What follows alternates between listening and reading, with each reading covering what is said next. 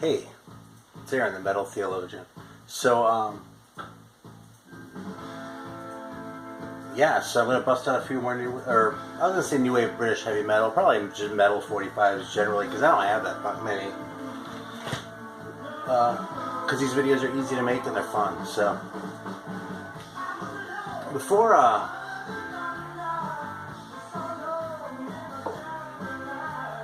we go there, though, I don't know if anyone else plays this kind of shit, but this game right here, I just finished it. It's overrated as fuck. It's a fun game, alright? I'm not going to like sit here and act like I didn't enjoy it. I wouldn't have finished it if I didn't enjoy it. I'm not going to sit around and play a game just because, you know? But, yeah, I kind of just got into the world of Super Nintendo RPGs, because I love RPGs, because they're great for when you're listening to records, right?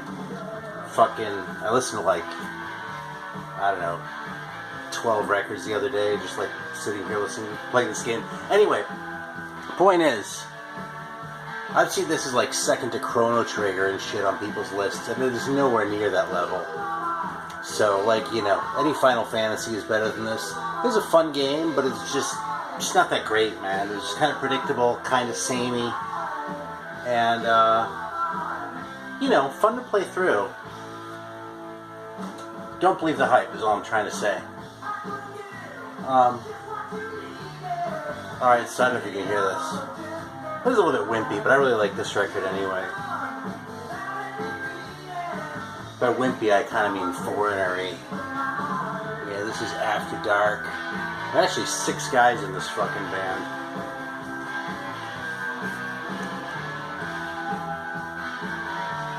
Yeah, check that out. There was something about one of these guys that I was gonna, I don't know, make jokes about or something, but I don't remember what it was. So there's 6 of them. That's a pretty awesome cover. I don't know if the record really lives up to that cover, in fact, but it does a better job of it than Abominog does. I was actually thinking about that record earlier today, because that record is such a fucking piece of shit. And it's such a great cover. I was going to say the best cover Uriah Heep ever did. Definitely the best cover you ever saw on a latter day, or like a later Uriah Heep record, but, I don't know if it's really better than, like, you know, the first few. But it's an awesome cover. But the record sounds like a fucking Foreigner record, man. It is so fucking bad. It's just appalling. So, yeah, just putting that out there. So what else are we going to bust out here? Oh, this is a good one. We'll put this one on next. Yeah, this one never came with a sleeve. This is the Ore 45. Bandit Records. Your Time Will Come. It's from 82. This is a really cool one, actually. Got a reissue, too, on that Phoenix label, I want to say. You know, that bootleg label. I've shown a couple things from them, too. This is kind of awesome, actually. This isn't British, obviously. These guys are total US. But, yeah, man.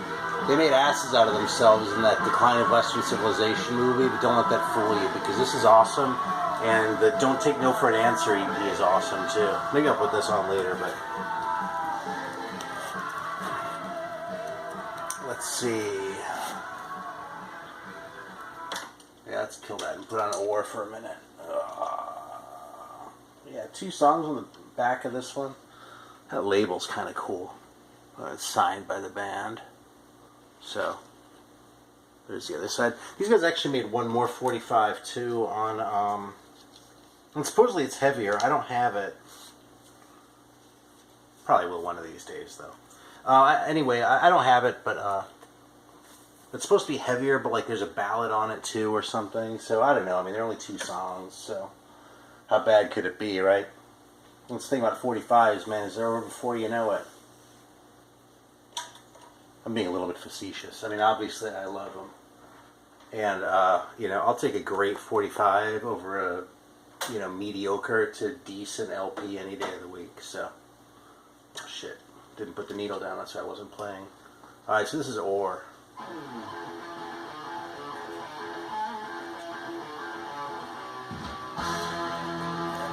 It's a pretty cool riff.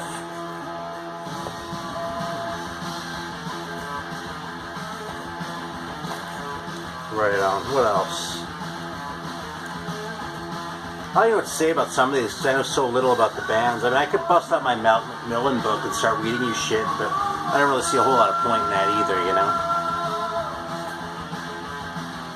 So how many bands are there called Raw Deal?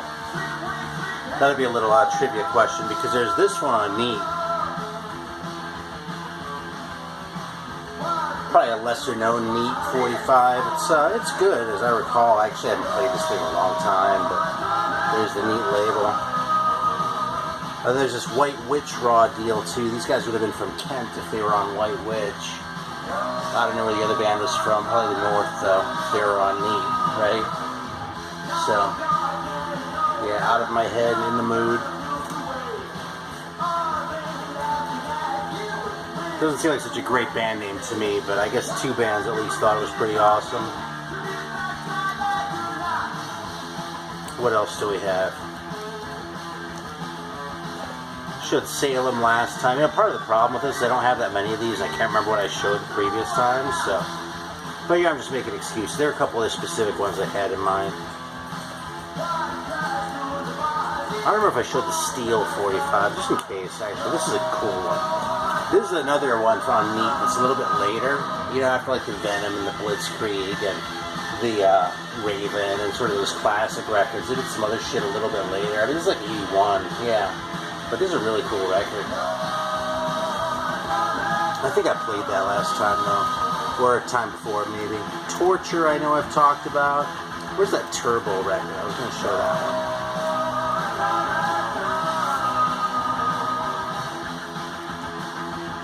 This is kind of an awesome one. I think some of these might have had sleeves, but I don't know. I think we'll put this on next, though. This is pretty good, isn't it?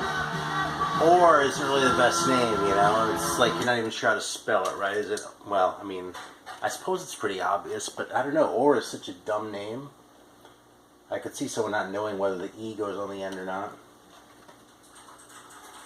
I think I've told this story before, but one time I was telling someone about how I thought Demon Pact was so awesome.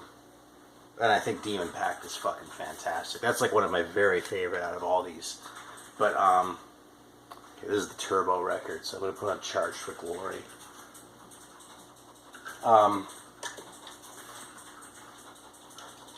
Yeah, but she thought that I was talking about Demon Pact, spelled P-A-C-K-E-D. Instead of like this. With that picture out of the Monster Manual. Like, that just puts it over the top, you know? It's just perfect. And Slime Records. These guys are from Kent, too, I think.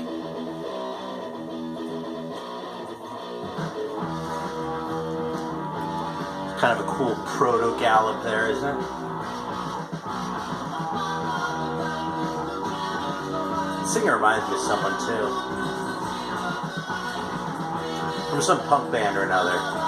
But I'm not going to go all down the Job Center Rejects path and start talking about how these bands are all punk bands and shit. Don't worry. Alright, what else is in here?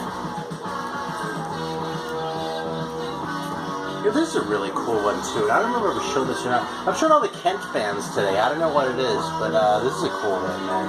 These guys had a song on Kent Rocks. Which maybe I should talk about one of these days. Like, that'd be worth doing a dissecting on, except it's hard because everything is so obscure, you know?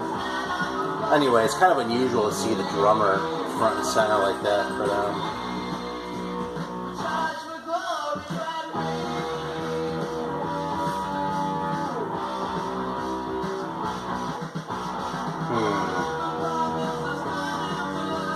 Let me leave this one out, too. Yeah, this Turbo one is just so, like, simple and straightforward. That's just really cool, you know? There's that melody going on. The kind of silly, like, stand up for yourself lyrics.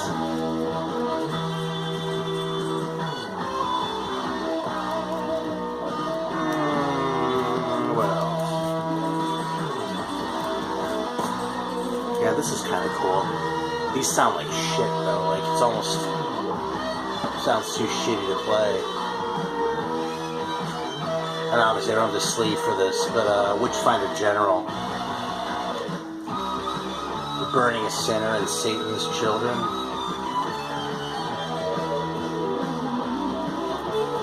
Yeah, and then I came across this one too, but I don't have an original sleeve on this one, but this old metal one is pretty awesome. They did a really cool job with this too, I gotta give credit. Not that I have any reason not to, but I kind of love how they changed out the signatures on the back. Like, changed it to King Fowley and Omid, who were doing old metal at the time. Anyway, it's a fantastic record, and old metal is a cool-ass record label, too. Even if the legitimacy was questionable on some of that stuff. Because I'll tell you, I'd much rather have the shit in my hands than play some kind of games. Alright.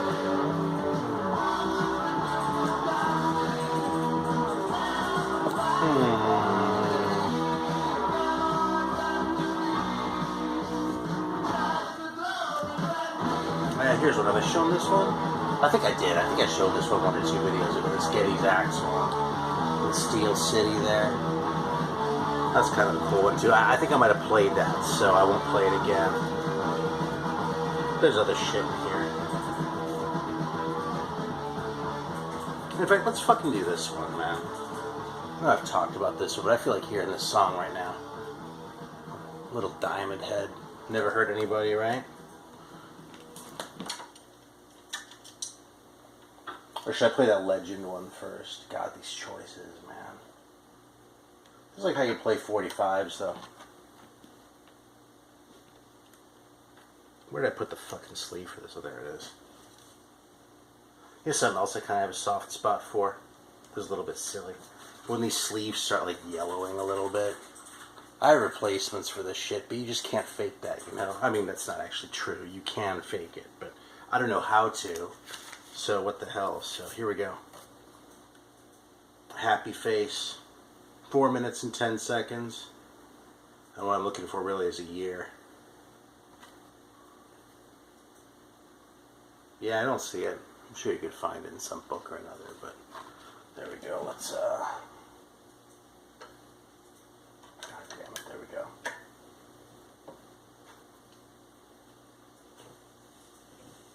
Happy Face is a dumbass name for a label too, but then Diamond Head is a dumb name for a band.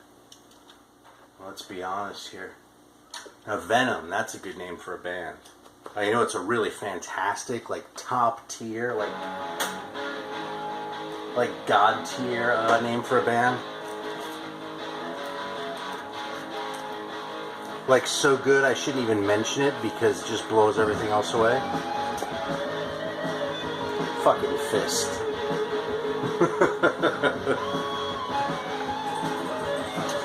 Yeah, you don't mess with Fist, man. Fucking, you don't want to start shit with Fist. Because Fist isn't playing games. Hey, so I've been talking about Demon a lot, too. I don't think I've shown this in a long time. It's a Liar 45. This is actually on Red Vinyl, too. Look at that back. It's so primitive. Now, there's on Clay, too, which is kind of a punk label, I think, really. I'm pretty sure GBH was on Clay. Some other shit, but, yeah, there we go. Red Vinyl. And this is from, yeah, 1980. So, I don't know if there's ever been a reissue of this one.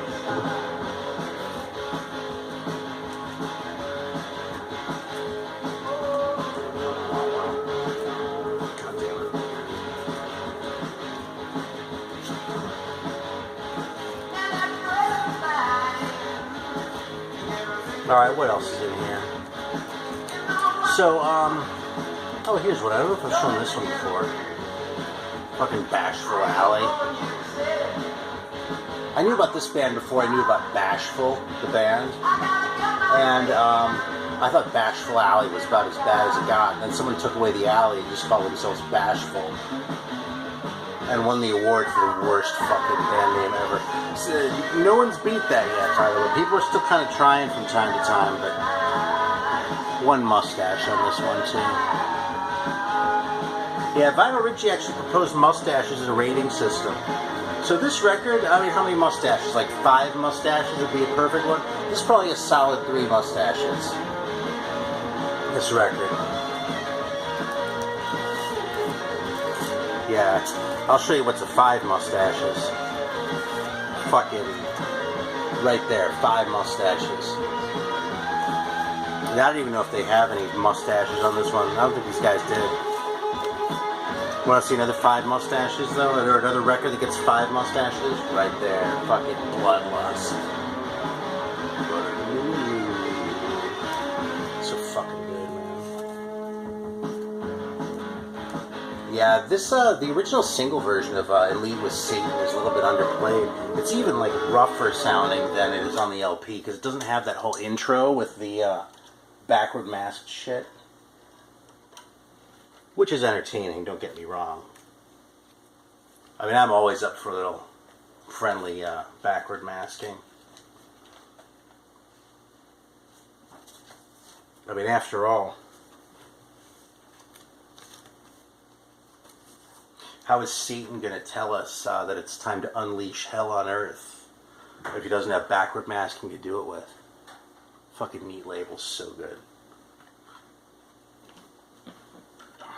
Imagine if that were true. I don't know, man. I remember the 80s, but I'll tell you, you know what I never understood is how someone could actually believe something like that. Listen to this.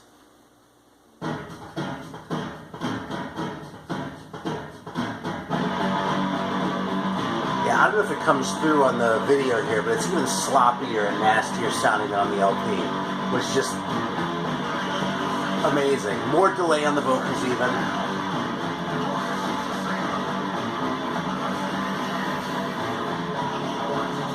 Fucking Venom, man. I don't know if these guys really count as new wave British heavy metal, man, because they were so in a league of their own, you know? But they were definitely from that time. This is like 1980, this record. No, this is 81, man. It's late.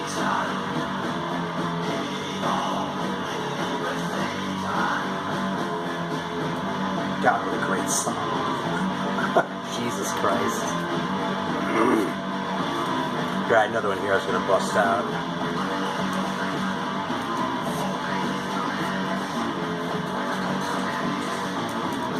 Yeah, this one, I haven't shown this in a while. It's a Pentagram, Living in a Ram's Head 45 from like 79, I want to say. Yeah, when the screams come on the beat. Yeah, I kind of wish I got more Pentagram 45s when they were around. But, you know, I say that like they were ever around. They just weren't as fucking insanely expensive as they are now. They were only expensive, you know?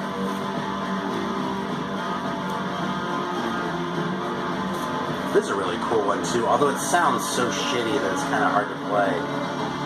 Yeah, this Kraken one, Fantasy or Reality. It's a really cool one. This is like really proggy metal. It still has that new wave of British heavy metal sort of amateurishness to it.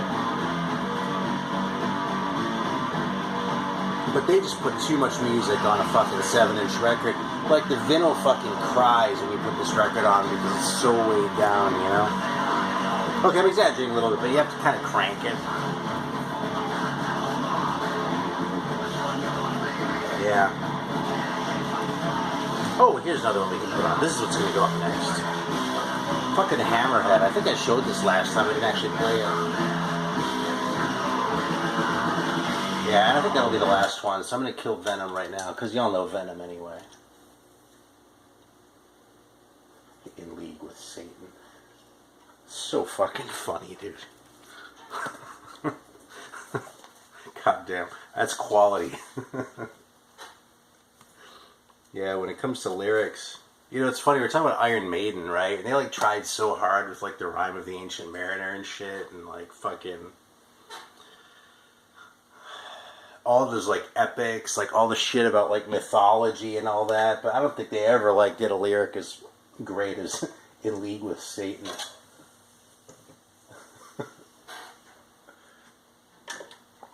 The lyrics for Revelation are pretty good. Or Revelations are pretty good. Hey, here's a trivia question, okay?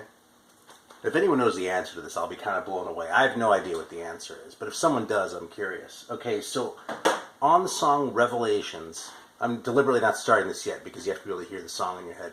On the song Revelations, after the G.K. Chesterton bit at the beginning, where it has that section with the 3 guitars, like the bridge part before the first verse, you know what I'm talking about? That 3rd guitar in there, does Bruce Dickinson play it on the record, or did he just play it live? Because you see him playing it like in the Live After Death video, and you hear it on the record, and I assume it was one of the other dudes playing it, but I don't know, it could have been Bruce for all I know. And I couldn't find the information on the inner sleeve when I double-checked the other day, so if someone knows the answer to that, that'd be an interesting trivia question. And I'm sure if you're watching my channel, you probably know the song, you know exactly what I'm talking about with the guitar harmony and the chords underneath it. Alright, so this is Time Will Tell by Hammerhead. This is a pretty lousy cover, isn't it? That cover, I don't know, you know, for being primitive, you kind of have to love it, right? And I mean, that's what all this fucking new wave shit is awesome for, you know what I mean? But you know, sometimes you find these records, or you see them on lists, right? And like, one without a sleeve will be like 1/3 as much as one with, and then the sleeve looks like this, and like, it's just rare. That's all. It's shitty. There's a weird inner too, by the way.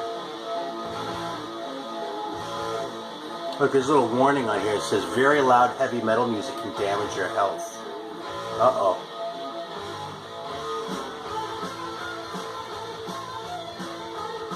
That's a pretty cool little lick there, isn't it?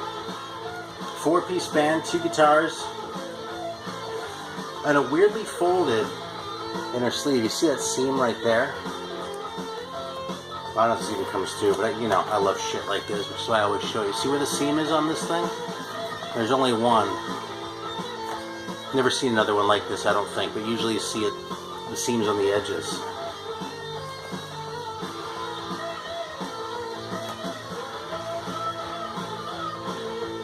You know, it's funny, it says special thanks to Roger and Alex, but they also thank Nigel. And you know, if you're going to be a UK band, you've got to have a Nigel in there somewhere. There's a Nigel in the band, or like, you have a friend named Nigel that you thank in the credits. I mean, that's just the way it goes. Like, Nigel should kind of have his own card, I almost think, but it wouldn't actually have a picture on it, so. It's so basic. It's so effective. Yeah? It's one of the most basic chord progressions of all time. It's like half of the doo-wop songs ever written have that chord progression. 3/4 of all rock and roll before the Beatles had that same chord progression. So simple, so effective.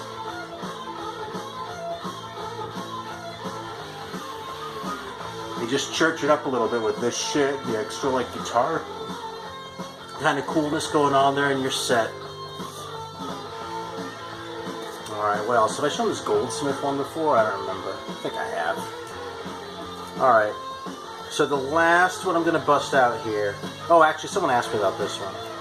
So let me show it real quick. Here's the Dragster 45 Ambitions. This one's kind of an underrated gem, I think. In fact, I put it on for a minute because the video's already... Well, fuck it. What the hell, man? It's not like I'm going anywhere. I have to go to Cleveland in a few days, so it might be a while before I'm able to make another video, but that's a whole other story. So, I'll take a few extra minutes and put on the Dragster. Oh, fuck, if I can get this thing in there. There we go. Linden sounds. Alright, here we go. So this is another one on the heavy metal label. Gotta love that fucking like cheap ass looking skull right there. So good. So I give this record 4 mustaches, if I remember it correctly. I'm gonna put it on, it's gonna suck. It's gonna be like, oh my god, this sounds like Abominog. What the fuck? No, I'm just kidding. It's way better than that.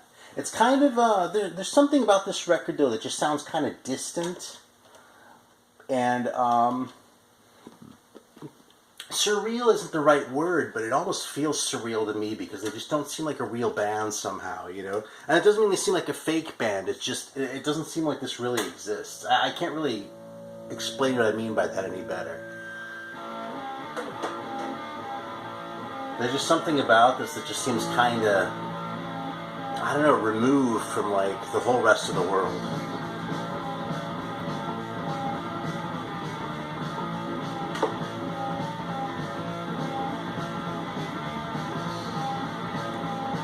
Really cool riff, cool bass gallop. Not really remarkable in any way, but it's just fucking solid, man. Fucking good 4 mustaches for this one.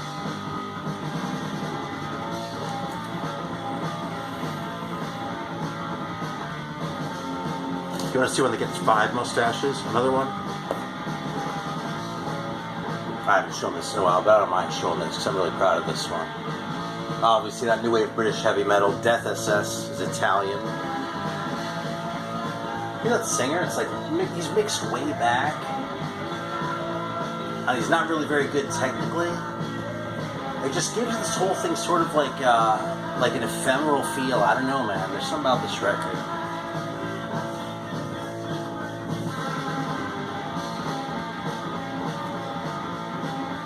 Yeah, check out that band shot, man. God damn, man, it's so amazing. This is what I'm glad I got when I did. I actually haven't looked for this lately, but I'm sure it hasn't gotten any cheaper. There's that little stamp that Italian records always have right there, you see that? If someone knows what that means, I'd be interested to find out. Maybe someone can fill me in. Alright, well that's pretty much it. Really just kind of fucking around today. I was thinking about making someone was asking about Iron Maiden 12 inches. So, yeah, I'm going to cut it off there because Spencer just walked in. So thanks for watching.